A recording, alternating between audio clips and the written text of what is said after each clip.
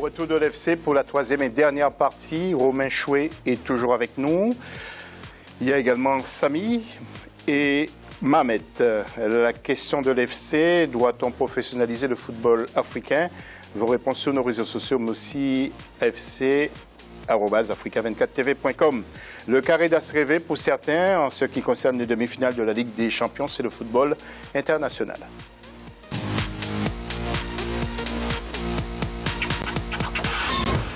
Mais d'abord, je voudrais revenir quelques secondes sur l'élimination du Paris Saint-Germain. Est-ce que cette équipe était du niveau? Écoutez ce que disait Javier Pastore à propos d'Ibrahimovic et Laurent Blanc, ce qu'ils vont nous dire après leur élimination face au Barça. L'équipe aussi elle joue beaucoup plus pour moi aussi cette année, pas seulement sous Ibra, et je crois que ça s'est amélioré beaucoup pour toute l'équipe. Mais c'est seulement fonctionnement et faire bien les choses ensemble. Le résultat, si j'ose dire, le résultat aurait été le même. Ils ne sont pas prêts pour jouer. Ils ne sont pas prêts, ils ne sont pas aptes à jouer. Donc il n'y a pas de discussion possible. On aimerait avoir tout notre effectif à disposition. On aurait aimé l'avoir déjà au match aller. On aurait aimé l'avoir au match retour. Mais ce n'est pas possible. Donc à ce niveau-là, il ne faut pas avoir de regrets. Nous allons voir maintenant le tableau de ce premier match de Ligue des Champions qui opposera bien sûr la Juventus au Real. Romain, vos commentaires, est-ce que la Juventus a une chance? Les Italiens ont toujours une chance. Voilà, faut partir de ce principe-là. Ils sont imprévisibles sur un match, une bonne défense, un petit 0-0 à l'italienne des familles. Mais je pense quand même que le Real est supérieur. Maintenant, il ne faut jamais les enterrer.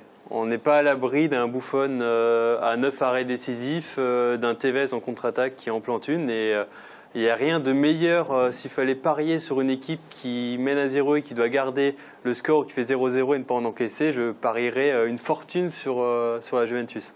Maintenant, le Real, intrinsèquement, est vraiment plus fort. Ah oui. Tout à fait. Et puis nous allons revenir justement sur le match Real Atlético avec le but de Javier Hernandez, que vous allez voir en image dans quelques petites secondes, je l'espère. Voilà, donc ce superbe but. Donc, Mohamed, vous êtes un peu pro-Real ou Juventus, vous? Oui, je suis pro-Real.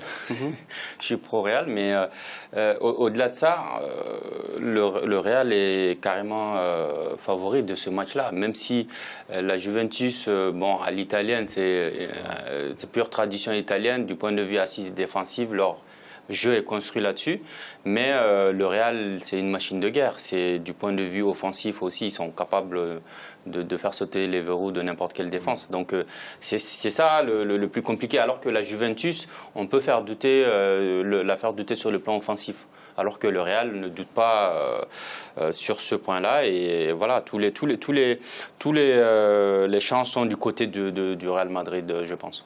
Deuxième regard sur mercredi, justement, avec Barcelone-Bayern.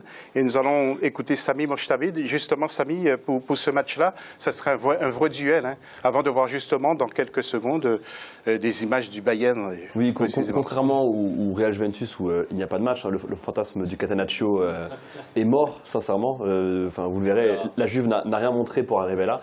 Oui, c'est le match, c'est l'affiche de ces demi-finales. Ça va être un très gros match. Sincèrement, c'est très très dur de se prononcer. Les deux équipes, malgré la défaite du Bayern contre Dortmund en demi-finale de la Coupe d'Allemagne, sincèrement, c'est les deux équipes les plus en forme en Europe. C'est les deux équipes qui m'ont le plus impressionné par le jeu, leur jeu offensif et leur défense.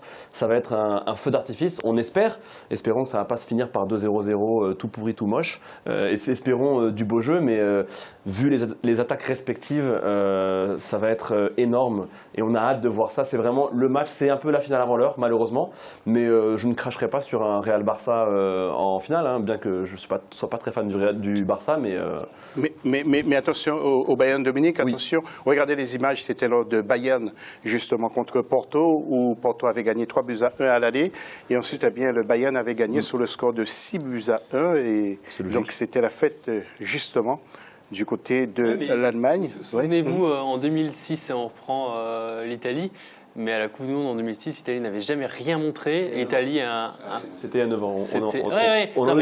Pour parler du jeu italien, que je n'aime pas du tout.